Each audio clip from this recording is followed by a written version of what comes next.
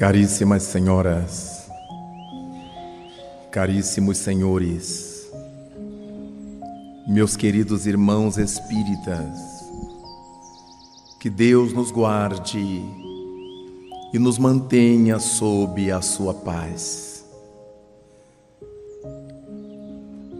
Ao abrirmos o texto da Boa Nova, exatamente no capítulo 14 do Evangelho de João, os versículos que vão de 1 a 3 nos dão conta da seguinte fala de Jesus: não se vos turbe o coração, credes em Deus, crede também em mim. Na casa de meu Pai há muitas moradas. Eu me vou para vos preparar o lugar. E se assim não fosse, eu já vos teria dito. Esse texto do Novo Testamento nos chama a algumas reflexões que nesta oportunidade tomam destaque na pauta dos nossos pensamentos espíritas. É que Jesus nos fala pela primeira vez a respeito das múltiplas moradas da casa de nosso Pai. Mas enquanto lemos o texto joanino, nos damos conta de que em O Livro dos Espíritos, Allan Kardec teve a preocupação de indagar do mundo espiritual superior, no item que levou o número 55. São habitados todos os mundos que giram no espaço? E o Espírito de verdade lhe responde: sim. E o homem terreno está longe de ser, conforme supõe, o único dotado de inteligência, de virtudes, de perfeição. Ponto. E a resposta continua, quando o Espírito de verdade nos leva a entender que somente as inteligências egoísticas, limitadas, poderiam supor que somente a Terra fosse o corpo celeste habitado de todo esse universo. Então, quando Allan Kardec ouve dos imortais a resposta à sua pergunta, abre para nós uma outra área de reflexões. São habitados todos os mundos que giram no espaço? Sim. Ponto. E o homem terreno está longe de ser, como supõe, o único dotado de inteligência, de virtudes e de perfeição. Quando pensamos nisso, naturalmente a nossa mente se abisma quando várias áreas da ciência contemporânea já começam a se voltar para essa possibilidade de vida em outros campos do espaço. Nada obstante, voltamos à expressão de Jesus, conforme os escritos do evangelista João, quando ele nos diz: há muitas moradas na casa de meu Pai. Eu me vou para vos preparar o lugar. Parece-nos curiosa essa afirmativa, porque Jesus Cristo estava desencarnando. Ele ia logo encontrar-se com a crucificação e nos afirmava estar se dirigindo a um lugar no qual iria nos preparar a volta, iria preparar o nosso lugar. Ele estava anunciando uma realidade em termos espirituais, porque ao desencarnar ele não se deslocaria para nenhum mundo material, ele se deslocaria para o mundo normal primitivo, o mundo original, que é o mundo dos espíritos. Porque é que ele disse: eu me vou para vos preparar lugar, e se não fosse assim, eu vos teria dito. Ele quer nos afirmar que não está nos enganando. Se não fosse de outra maneira, se fosse de outro modo, eu já vos teria revelado. Quando refletimos sobre a afirmativa de Jesus Cristo, sobre as múltiplas moradas e a resposta do Espírito de Verdade a Allan Kardec, que são habitados todos os mundos, alguém perguntará: mas como? Os mundos serão habitados com o mesmo tipo e forma de vida como encontramos na Terra? Possivelmente sim, possivelmente não. Exatamente porque em O Livro dos Espíritos, Allan Kardec indaga se a vida e a matéria nesses outros mundos são iguais à da Terra. E o Espírito de Verdade responde: não, em nada se lhes assemelham. Daí, vale a pena olharmos para o nosso planeta. Aqui, junto à nossa vida material, à nossa biologia, encontramos um punhado de expressões de vida que nada tem a ver com a nossa. Basta que, conforme nos chama a atenção o Livro dos Espíritos, olhemos a vida dos peixes. Se não os conhecêssemos, seria muito difícil imaginarmos um ser vivo que não se alimentasse de oxigênio pelos pulmões, mas que retirasse o oxigênio das águas através de aparatos, de instrumentos orgânicos chamados guelras. Ora, os peixes têm um estilo de vida completamente diferente do nosso. Não fomos forjados para viver dentro d'água, nem para retirar oxigênio da água através de brânquias, de guelras. Então, a vida dos peixes já nos indicam um outro estilo de vida planetária. Mas se olharmos as aves, que são capazes de suportar o ar rarefeito das alturas, o que nós não suportaríamos, ficaríamos asfixiados.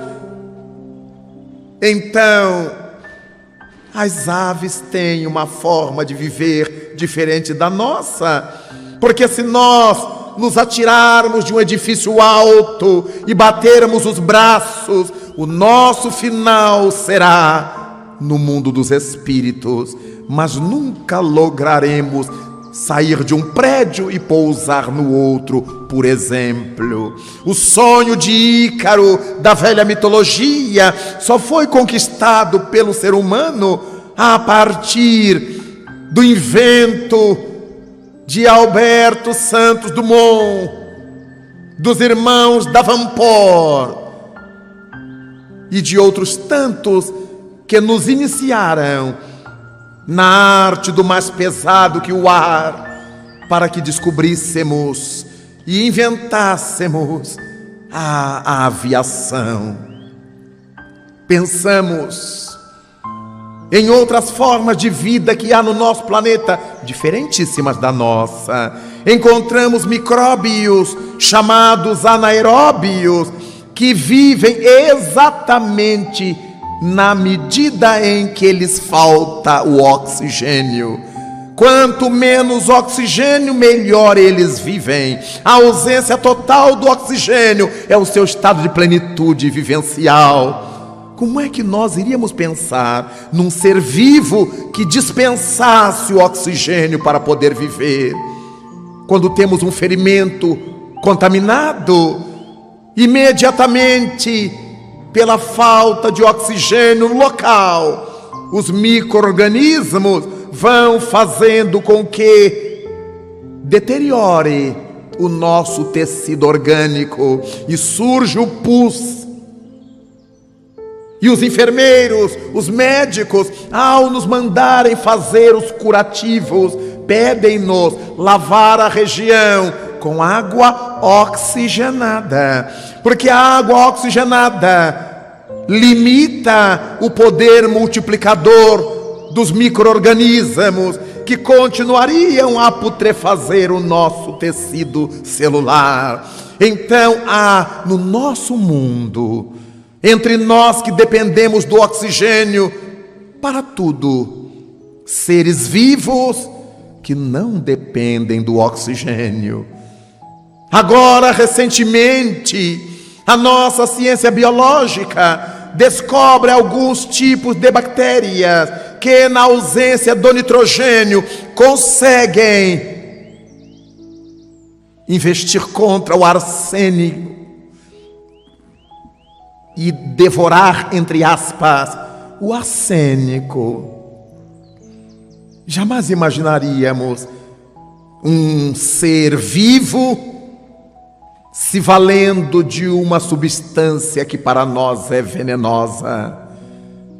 Então, não será difícil para nós concebermos que há outras formas de vida por essas miríades de mundos, por essas miríades de outras casas do Pai que se espalham pelo universo. Quando imaginamos que até hoje a astronomia já descobriu mais de 100 bilhões de constelações, milhares de nebulosas, e imaginando que essas constelações, esses campos de sóis, tenham outros tantos bilhões de planetas ao redor desses sóis, ao redor dessas estrelas, como é que imaginaremos somente a Terra ter vida, ou que toda a vida pelo cosmos afora seja igual à nossa? A diversidade de estilos de vida que encontramos aqui no nosso planeta já nos permite admitir que haja outras formas de vida inimagináveis por nós, o que permitiu ao Espírito de Verdade afirmar a Allan Kardec que todos os mundos que giram no espaço são habitados. Voltamos a Jesus. Eu me vou para vos preparar o lugar. Se assim não fosse, eu vos teria dito. Depois que lemos Jesus no texto de João, depois que lemos Allan Kardec e a resposta dos Espíritos à pergunta 55, nos valemos de o Evangelho segundo o Espiritismo, quando no capítulo 3, Allan Kardec estuda: há muitas moradas na casa de meu Pai. É um capítulo inteiro tratando dessa afirmativa de Jesus. E lá pelas tantas, é o Espírito Santo Agostinho que vem nos falar que a Terra é um mundo de provas e expiações, e caracterizá-lo, mostrando que no mundo de provas e expiações o mal prepondera. No mundo de regeneração ainda existe o mal por causa do mal feito anterior.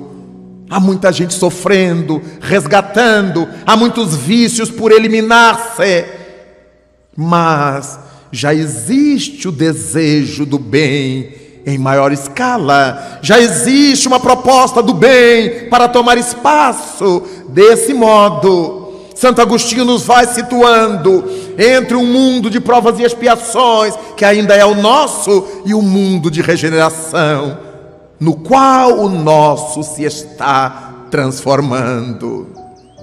No entanto, para nossa surpresa, Santo Agostinho nos irá dizer que se pode entender como outras moradas da casa do Pai os diversos estados da alma na erraticidade. As almas que vivem em estado de harmonia consciencial e as almas que vivem em estado de tormento, em estados infernais de consciência, elas estão em mundos à parte, em moradas à parte, moradas subjetivas, moradas psíquicas. Então, cada estado da alma no mundo dos espíritos se pode admitir como sendo uma morada da casa de Deus. Agora compreendemos por que os velhos gregos, ao definirem o termo ética,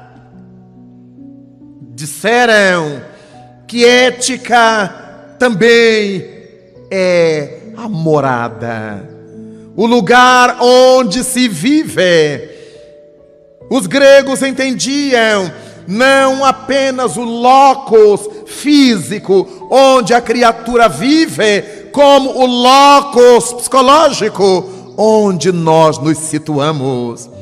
Daí, muitas vezes, mantermos determinadas ideias sobre certos temas e assuntos e não nos afastarmos dessas ideias, adquirirmos ideias fixas ou nos movermos em torno de ideais.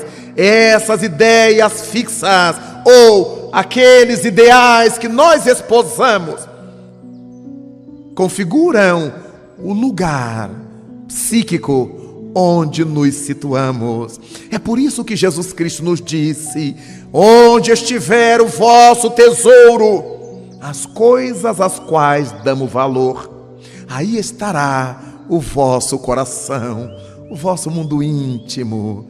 Agora começamos a pensar em moradas da casa do Pai, não apenas em mundos geológicos, não apenas em mundos físicos, mas esses mundos nos quais todos nós nos situamos.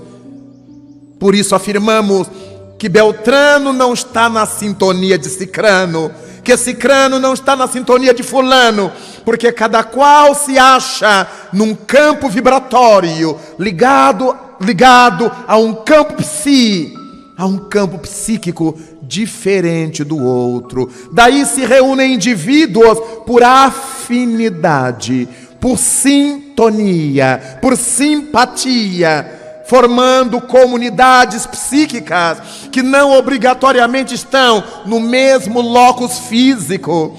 Nós poderemos nos sintonizar e morarmos na mesma casa psíquica de gente que esteja em várias partes do mundo, inclusive no mundo invisível, desde que pensemos as mesmas coisas, tenhamos os mesmos gostos, a mesma busca, ou cultivemos os mesmos anelos, os mesmos ideais. É por essa razão que nos valemos desses ensinamentos da doutrina espírita para que entendamos aquilo que o nosso movimento espírita passou a chamar de colônias espirituais. Todos aqueles que adentraram um dia os estudos da doutrina espírita acabaram por travar contato com as referências às colônias espirituais. Agora, nestes tempos que correm, faz sucesso uma dessas colônias, cujo conhecimento nos foi trazido pelo Espírito André Luiz, pela saudosa e diáfana mediunidade de Francisco Cândido Xavier. A colônia Nosso Lar passou a entrar no conhecimento dos espíritas e de todos aqueles que tiveram a oportunidade de ler o livro de mesmo nome. A partir disso, na mentalidade dos espíritas em geral, passou a existir uma só reflexão: colônia espiritual é nosso lar. E na mente de outros tantos, a colônia Nosso Lar passou a ser símbolo de reino dos céus. e os umbrais, as regiões de sofrimento e de entrada, de acesso, passaram a ser o inferno para os espíritas. É muito comum encontrarmos ainda pessoas que dizem: eu não quero ir para o umbral, eu quero ir para nosso lar. Naturalmente, embora seja compreensível esse tipo de afirmativa, ele denota um desconhecimento de nossa parte a respeito do que seja uma colônia espiritual. Verifiquemos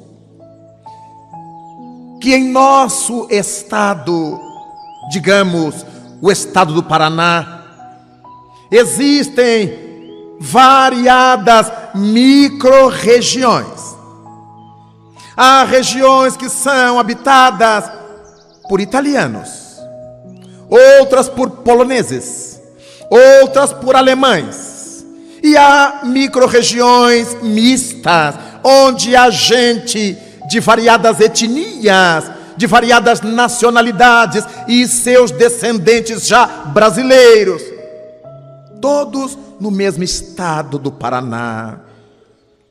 Digamos que as autoridades que dirigem o estado do Paraná criem escolas em cada uma dessas micro-regiões, atendendo à necessidade geral do estado, aquilo que todo paranaense tem que aprender. No entanto, em cada micro-região, os diretores de escola desenvolvem a cultura micro-regional. Os trabalhos artesanais feitos aqui em União da Vitória, por exemplo, não são os mesmos trabalhos artesanais que nós encontramos em Curitiba, que nós encontramos em Jacarezinho, porque são regiões diferentes dentro do mesmo estado. Daí compreendermos que as pessoas, embora estejam no mesmo estado, elas pensam diferente culturalmente. A tecnologia que se faz necessária aqui, possivelmente não se faça necessária no litoral, em outras tantas regiões do estado, não seja necessária em Guarapuava, no mais alto dos seus platôs estaduais.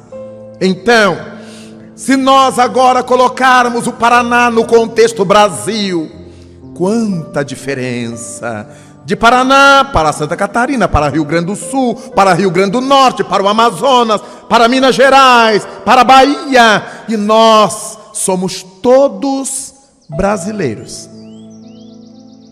Mas enquanto se diz lá pelo Sudeste que aqui é a terra do leite quente, os sulistas dizem que lá para o Sudeste, para o Rio de Janeiro, é a terra do leite quente. E os gaúchos chamam os carioca de chaleira de chá, porque eles falam chiando: Jesus, arroz, tio. E se formos para o Nordeste, eles já falam diferente: tio, titia, é tudo no TT. A linguagem em função das colonizações. Vejamos, somos todos brasileiros, todos nos entendemos.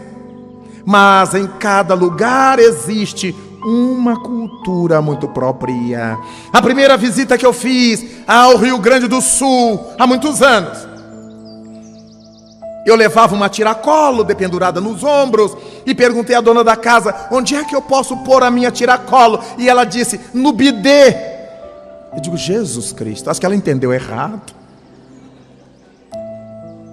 Eu pensava uma coisa, ela estava me dizendo outra. Até nós nos entendermos e eu admitir que bidê não era a peça sanitária que eu conheço no Rio, mas é o criado mudo, isso demorou.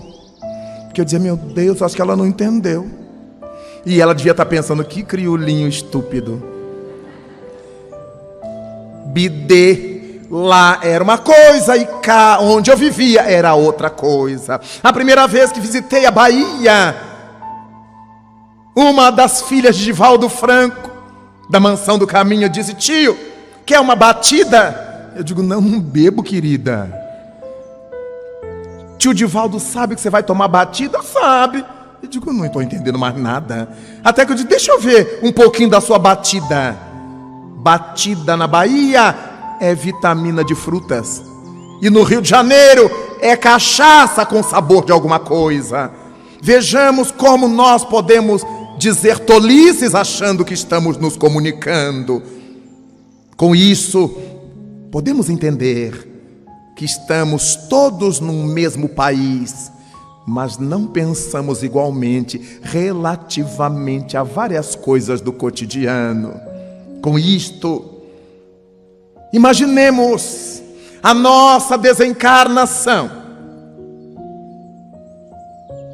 Os espíritos que nos recebem no além, por serem benfeitores, eles têm essa visão antropológica, sociológica, de cada um de nós e de cada grupo de nós.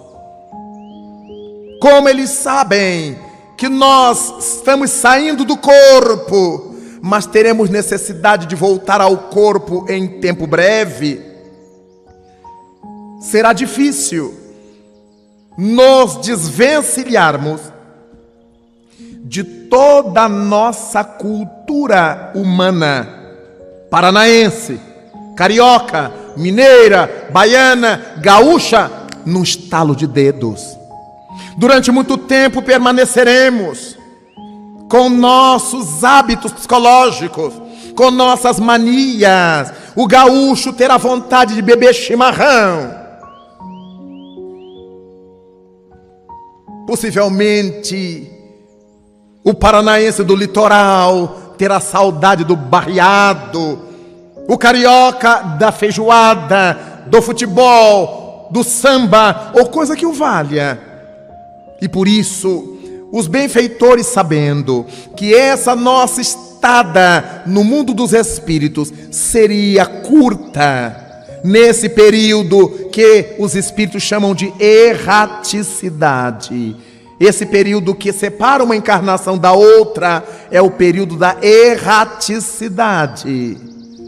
Então, não podemos de uma vez sair do totalmente matéria para o absolutamente espiritual.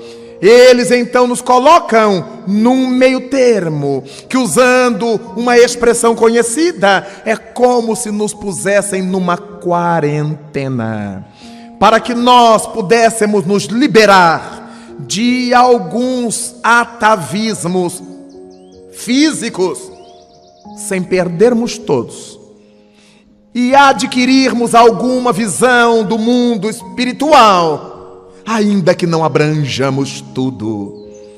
Esse é um período em que nos preparamos, saindo de uma encarnação para entrarmos na outra, num tempo mais ou menos longo, mais ou menos curto, em razão de nossas necessidades evolutivas. Pois bem,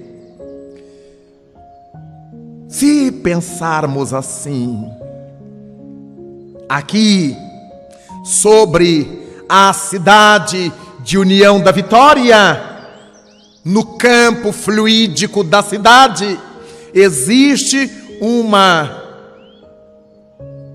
micro-região espiritual, uma microcolônia, como se fosse um pronto-socorro, um atendimento rápido aos recém-desencarnados.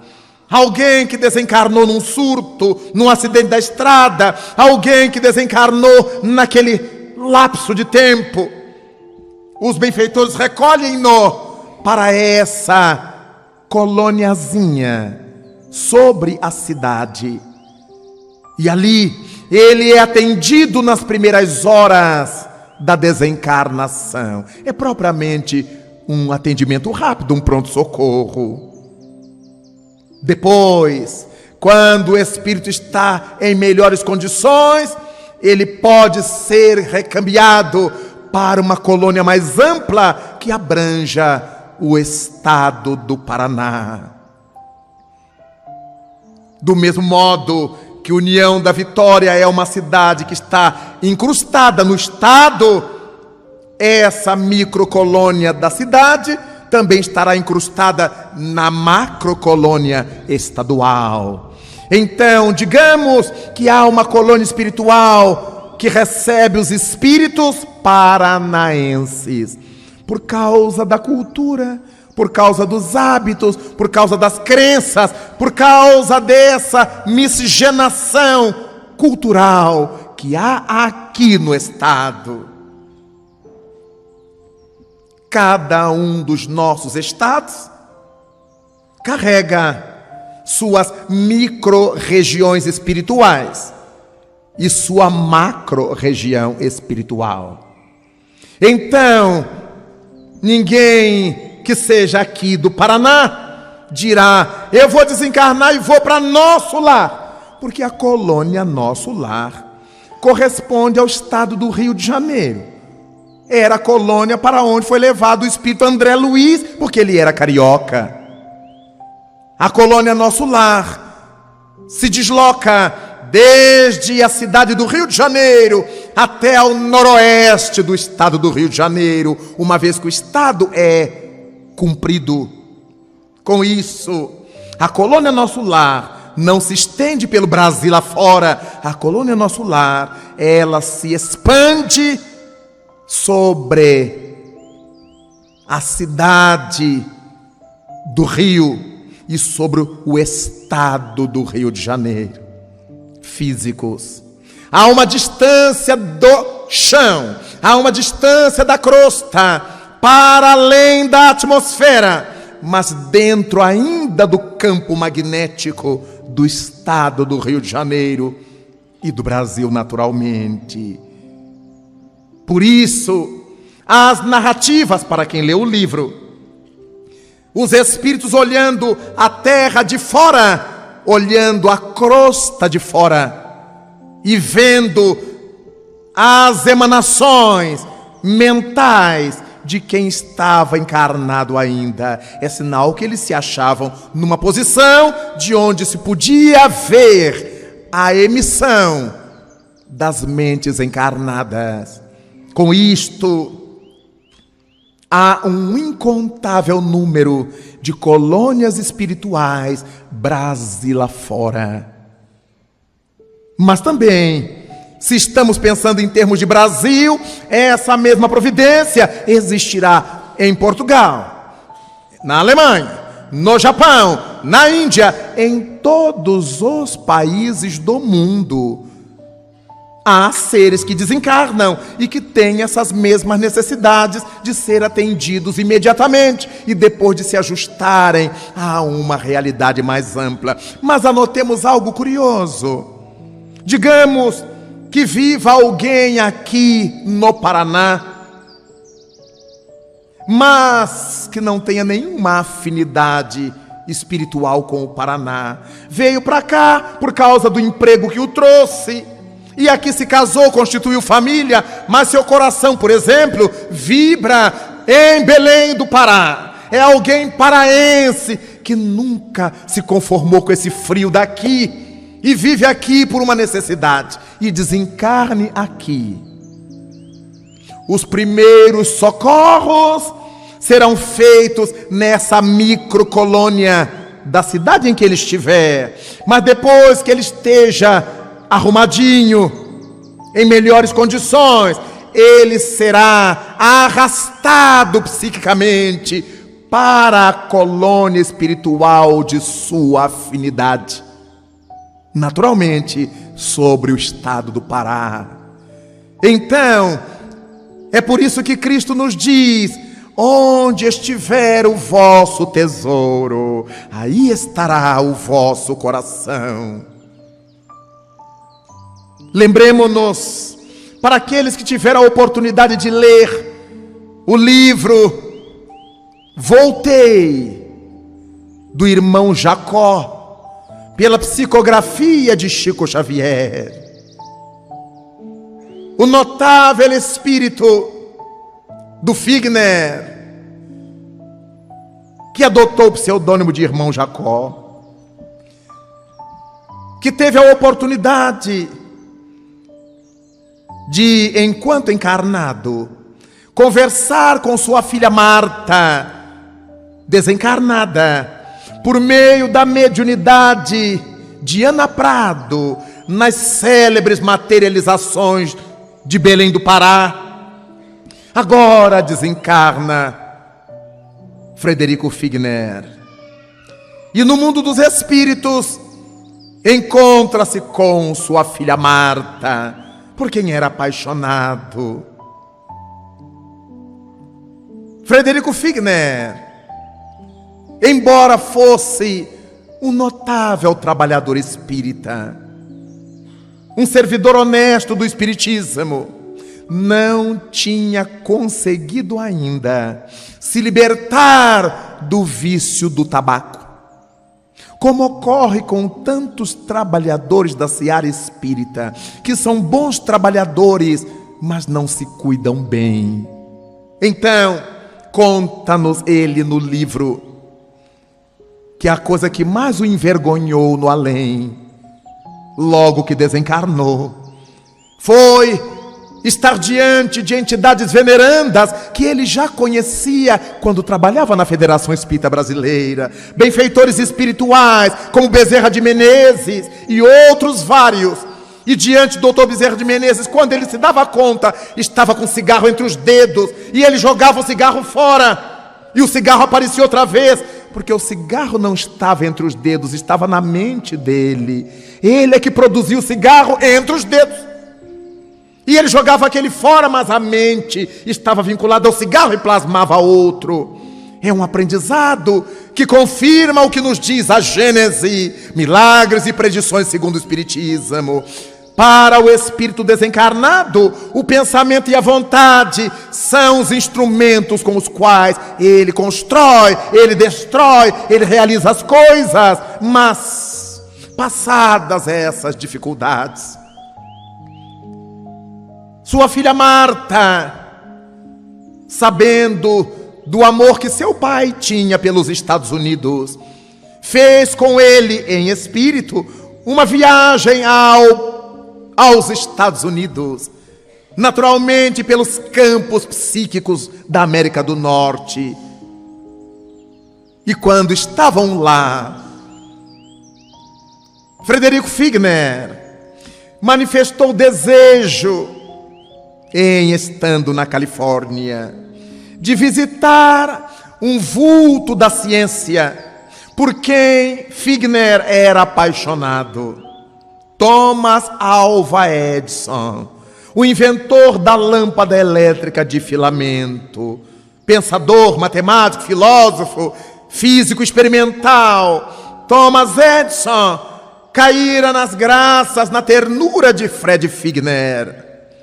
E sua filha, então, levou-o até a colônia espiritual nos Estados Unidos, onde se encontrava Thomas Edison.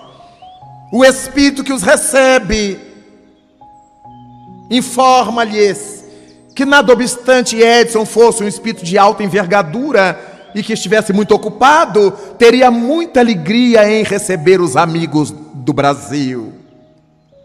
Vejamos as possibilidades de alguém que vive e vibra numa colônia visitar outros seres de outra colônia espiritual. E para lá então se dirigiram Marta e Frederico Figner e mantiveram um encontro notável com o grande benfeitor da humanidade, que foi Thomas Alva Edison. Aqueles que tiveram a oportunidade de ler o livro, é um livro belíssimo. As narrativas refletem a nossa vida de espíritas, porque Fred Figner foi espírita, com as suas contradições, com as suas lutas íntimas, e ele nos narra na obra as consequências dessas contradições, dessas lutas íntimas e do amor com que ele procurou servir a causa do bem. Desse modo, as colônias espirituais são realizações, são construções de espíritos venerandos, servidores de Jesus Cristo, que criam essas instâncias para facilitar o seu trabalho de socorrer os filhos do Calvário, de socorrer os desencarnados da terra nas suas várias situações geográficas e culturais, em nome de Jesus, o grande mestre. O próprio André Luiz nos narrará que a colônia Nosso Lar, conforme instrução de seus benfeitores, foi construída hoje há quase 400 anos por espíritos portugueses. Não esqueçamos de que quem colonizou o Rio de Janeiro foram os portugueses. Exatamente nos idos do século XVI, 1565, foi fundada a cidade do Rio de Janeiro. Então, de lá para cá, até que aqueles espíritos nobres que acompanhavam os portugueses se deram conta das necessidades das almas desencarnadas ali. Estamos na proximidade dos 400 anos da colônia Nosso Lar, aproximadamente. Dessa maneira, entendemos que, embora ela tenha ficado a mais famosa, mas a colônia Nosso Lar pertence à psicosfera do estado do Rio de Janeiro. Cada estado tem a sua. Lembremos-nos de que no primeiro romance mediúnico, recebido por Divaldo Pereira Franco, Além da Morte, o espírito Otília Gonçalves, que assina o romance, narra a sua desencarnação. Ela havia sido a primeira tia da Mansão do Caminho de Divaldo Franco e Nilson. E quando chegou no mundo dos espíritos, tia Otília Gonçalves foi levada para uma colônia espiritual, a qual está vinculada à obra de Divaldo Franco, a colônia Redenção. Não é à toa que Divaldo deu ao centro espírita que fundou o nome de Caminho da Redenção. Manuel Filomeno de Miranda, Joana de Ângeles, todos os espíritos que lidam junto à mediunidade de Divaldo Franco estão relacionados à colônia Redenção. Daí então, nós entendermos que a colônia Redenção é a colônia que envolve o estado da Bahia. Relaciona-se ao estado da Bahia, tendo começo na sua capital e se espraiando para o interior, tendo começo na cidade do Salvador, na psicosfera da cidade do Salvador. Pouca gente sabe que o Espírito Emmanuel, por meio da mediunidade de Chico Xavier, homenageou várias colônias espirituais do Brasil na série Pão Nosso que ele escreveu. Os livros Pão Nosso, Vinha de Luz, Caminho, Verdade e Vida, Fonte Viva. Cada um desses nomes é nome de uma colônia espiritual que Emmanuel resolveu homenagear. Há incontáveis colônias espirituais. É tão importante para nós sabermos disso, porque agora saberemos nos comportar de tal modo que possamos ser bem atendidos quando da nossa desencarnação, no centro de triagem, imediatamente a nosso passamento, e depois na colônia espiritual relativa ao nosso estado ou à nossa afinidade maior. Com isto, como é importante para nós espíritas esse conhecimento da vida espiritual, foi esse fato da existência das colônias espirituais, percebido desde toda a antiguidade, que os homens mais antigos passaram a chamar de primeiro céu, segundo céu, terceiro céu, sétimo céu, as regiões espirituais, as colônias espirituais, onde eles iam encontrando espíritos de variados níveis, foram chamando de céus a essas comunidades cósmicas. Por isso Jesus Cristo nos disse: eu me vou para vos preparar lugar, preparar-nos uma dessas colônias. Porque ao se referir a nós, há 2 milênios, não esqueçamos que ele estava encarnado na Judeia. Então, diretamente ele se referiu aos judeus, seus discípulos, estendendo esse conhecimento à humanidade inteira. É assim então que pensamos nessa obra formidável, best-seller de Chico Xavier, André Luiz, Nosso Lar. Recentemente, alguém teve a feliz ideia de converter o livro Nosso Lar numa película. Encontrar uma imagem para Nosso Lar no bojo da 7ª arte. Particularmente meu coração pulsou. Sempre sonhei em ver alguma dessas obras felicíssimas da literatura mediúnica convertida num filme, num seriado para a televisão.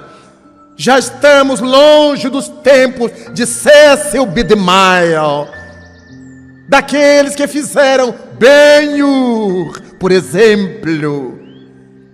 Seria tão bonito ver Paulo Estevão nas telas. Há 2000 anos nas telas. Seriam grandiosos filmes épicos. No entanto, para nossa surpresa, chegou a vez de Nosso Lar. Neste momento do mundo que estamos vivendo, e particularmente da nossa sociedade brasileira, a ideia foi de uma felicidade enorme, porque o livro Nosso Lar nos fala diretamente das consequências depois da morte daquilo que fizemos durante a vida. É o livro que nos mostra que, conforme nos diziam os antigos, tal vida, tal morte.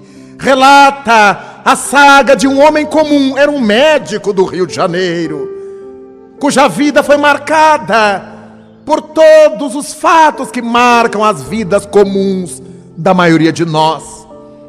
Um médico que trabalhava para ganhar dinheiro. E por isso, cada vez que sua secretária deixava um casal de pobres no final das consultas para que ele pudesse atender de graça, ele atendia por honra da firma, mas não agradado. E chega no além e encontra aquela mulher que já tinha desencarnado e que acreditava que ele a atendia de boa vontade.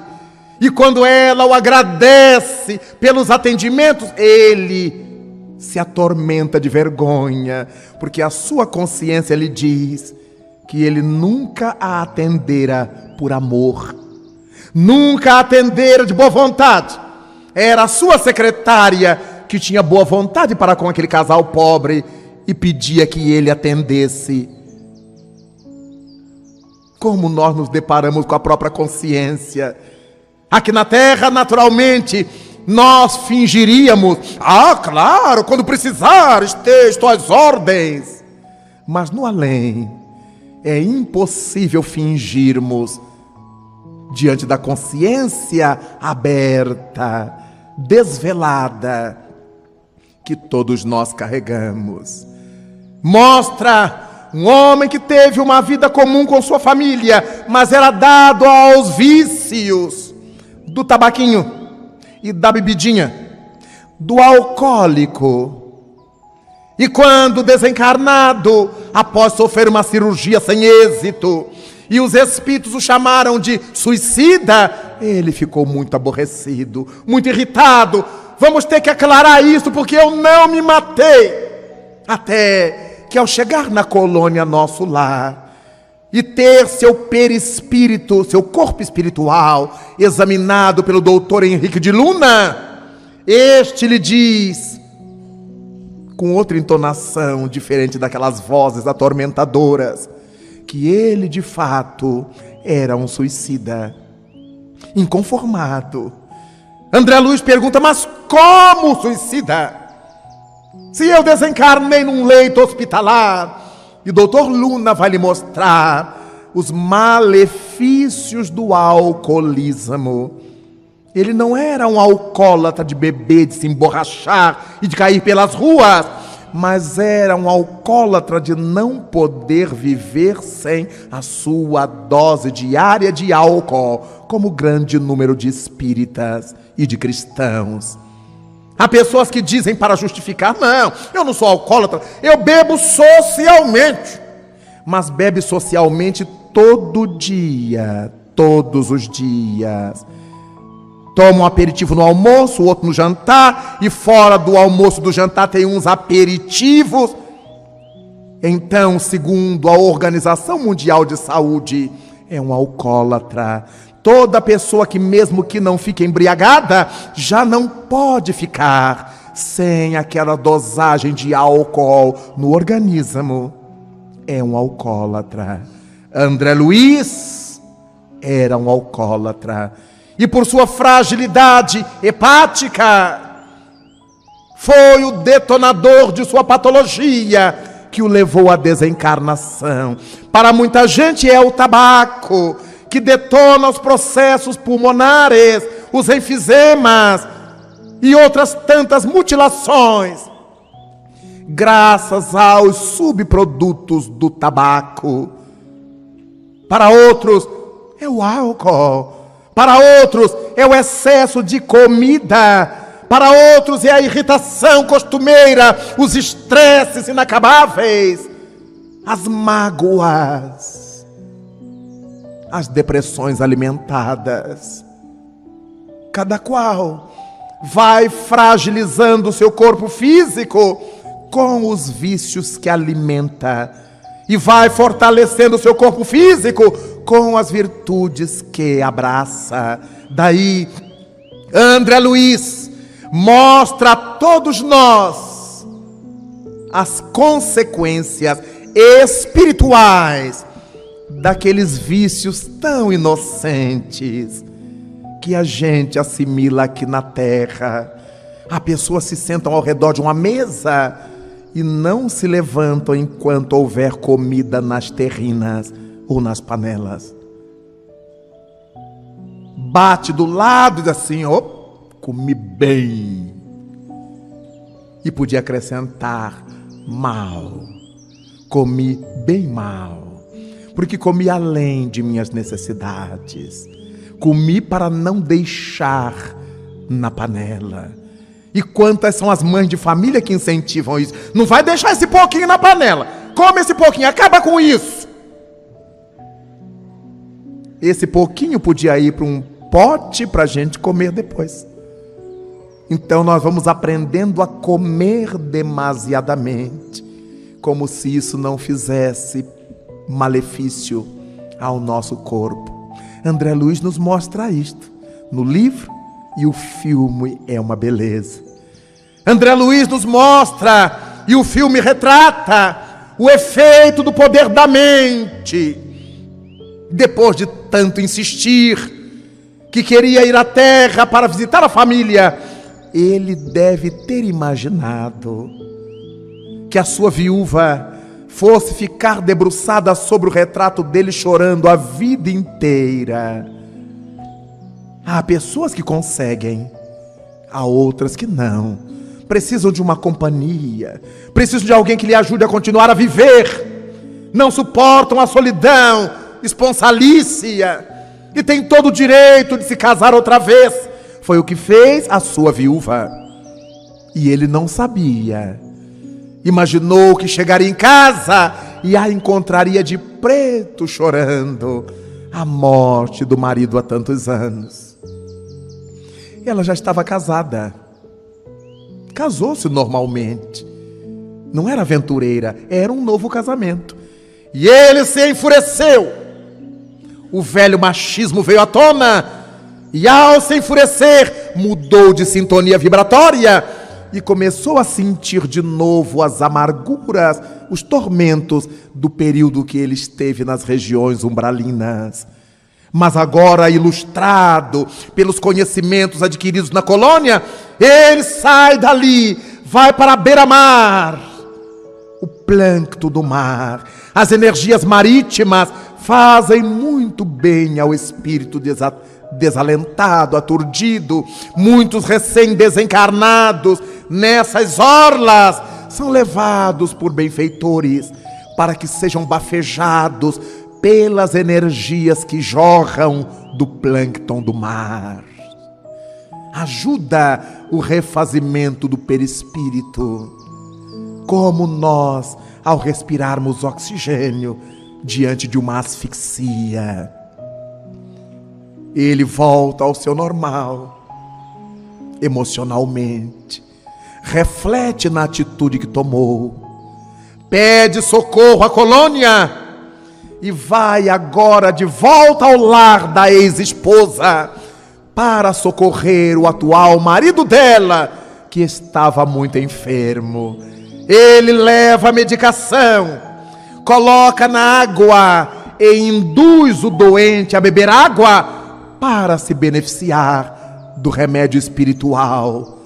É nesse momento que ele ganha os méritos da autossuperação e nos ensina a não deixarmos para fazer esse esforço de autossuperação somente depois que desencarnarmos. Poderemos começar aqui, nos esforçando por fazer as pazes com as pessoas que não topamos. Voltar a dialogar com o pai, com a mãe. Quantos são os filhos que há anos estão de mal com suas mães ou com seus pais, irmãos com irmãos? Se desde o decálogo mosaico aprendemos a honrar a pai e mãe, a fim de vivermos longo tempo na terra que o Senhor Deus nos dará. Como é que, nos afirmando cristãos, negamos a palavra à nossa mãe, a nosso pai? Se negamos a palavra a quem nos deu o corpo e nos propiciou a vida, não nos importa os defeitos que eles tenham. Temos que olhar a oportunidade que nos deram. Se os mantemos sob esse fogo cruzado da malquerença, a quem mais vamos tratar bem?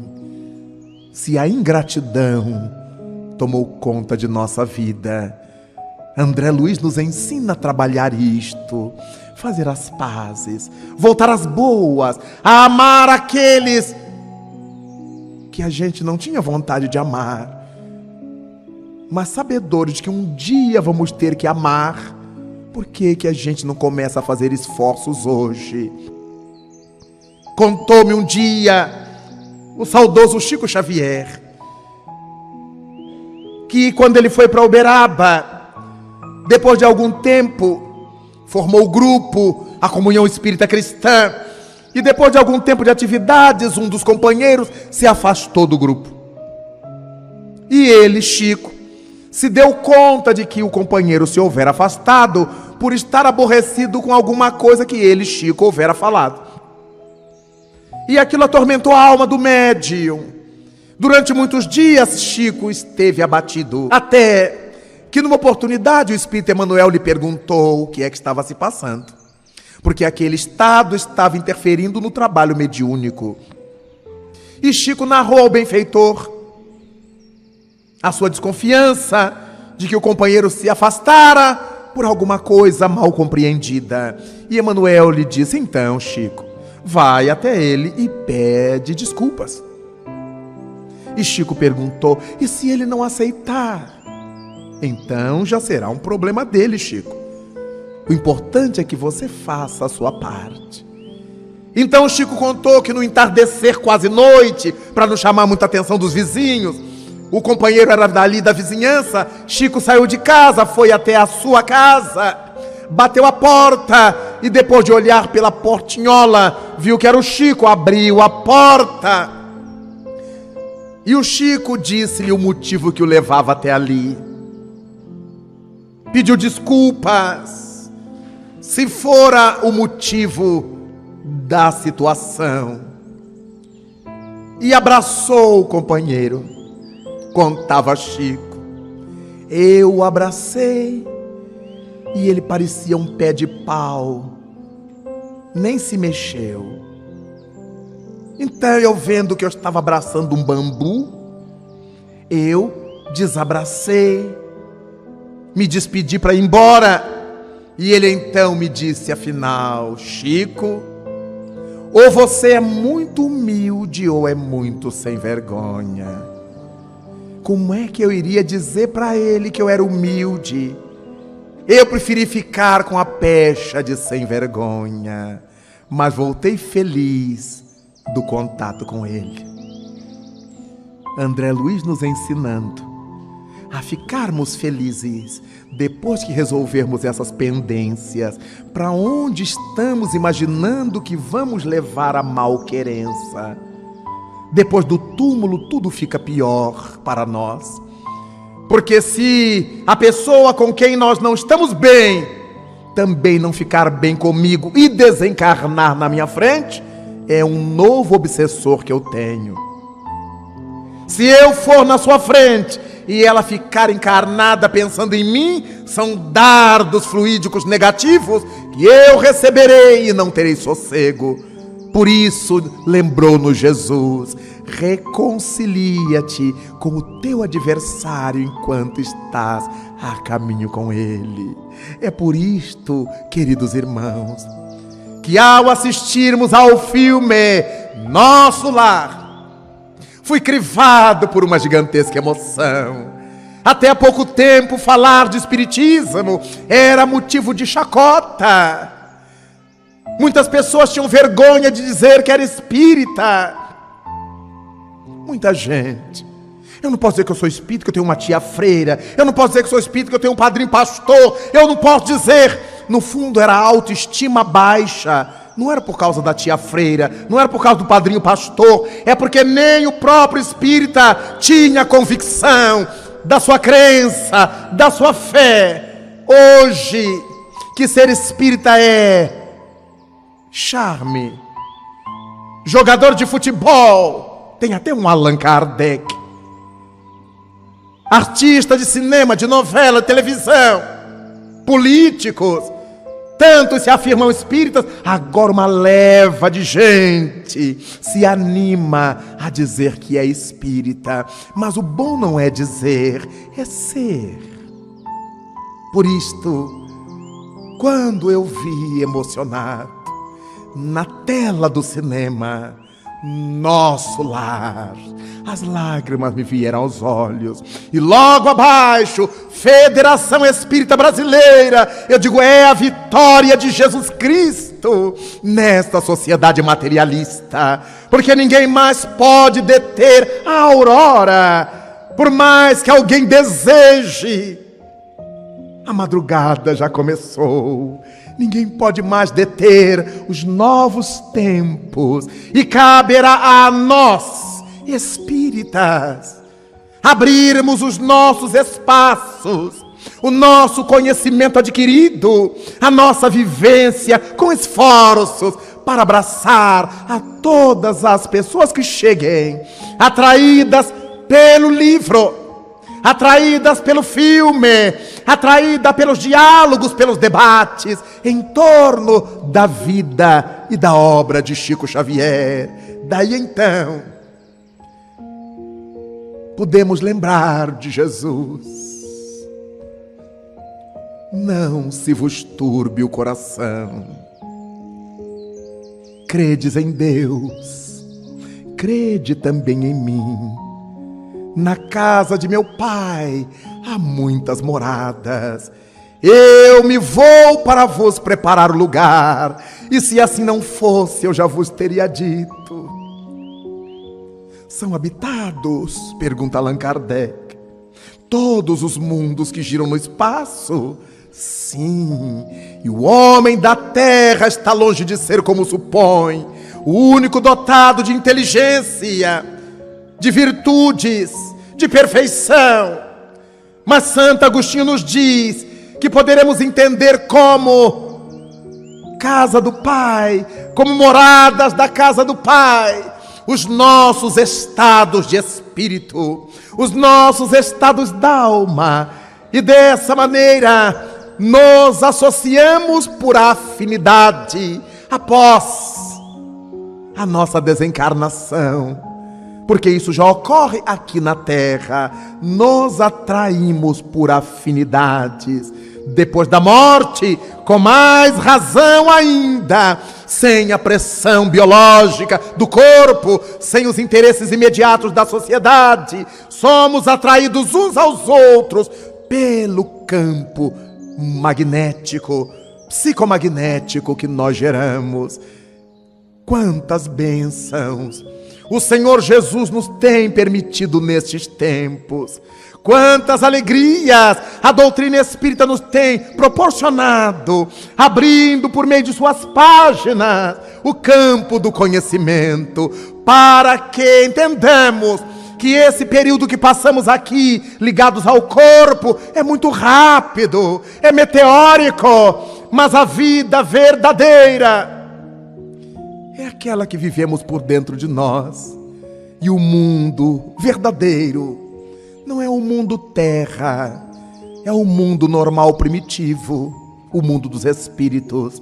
Não é primitivo por ser atrasado, é primitivo por ser o primeiro, o original. Daí, enquanto refletimos sobre a saga de André Luiz, a respeito do filme Nosso Lar, entendendo agora o que são as colônias espirituais, todos nos sentimos mais fortes no espiritismo, na nossa crença, sentimos mais e de perto o amor de Deus sobre todos, e por isso nos damos as mãos e contemplamos as estrelas, Sírius, Vega, Altair, Canopus, Lira, Antares, por entre esses corpos sidéreos. Outras tantas moradas de Deus pulsam e vibram, acenando-nos, porque um dia nós seremos governadores dos astros. Somos herdeiros da divindade, filhos seus, e tanto quanto Jesus Cristo é o Rei solar, um dia todos nós seremos anjos num planeta onde o amor, unicamente o amor, há de reinar. E nesse dia então, de mãos unidas, ajoelhados simbolicamente diante do altar da natureza, nós agradeceremos a Jesus e a Ele diremos: louvado sejas, Senhor Jesus, na glória imortal do lar celeste, pelos bens que nos trouxeste no evangelho da nossa redenção, na tarefa renovada que o teu olhar nos consente, de espíritos reverentes, nós rogamos pelo teu amor. Pobres cegos, que desde há milênios estamos fugindo à luz a qual nos elevas, hoje, porém, Senhor, a nossa oração rompe as trevas. Escuta-nos e, se possível, vem retificar o nosso passo, a fim de que trilhemos a estrada corrigida. Vem sustentar nossa lida, nossa vida, na fonte inesgotável do eterno bem. Dá-nos, Jesus, tua bênção, bênção que nos conforta, bênção que nos levanta, para que a tua doutrina santa, esse imbatível consolador, vibre pura, viva dentro de nós. Faze, Senhor, com que nós todos, na caminhada incessante, a cada dia, em todo instante, possamos ouvir tua voz.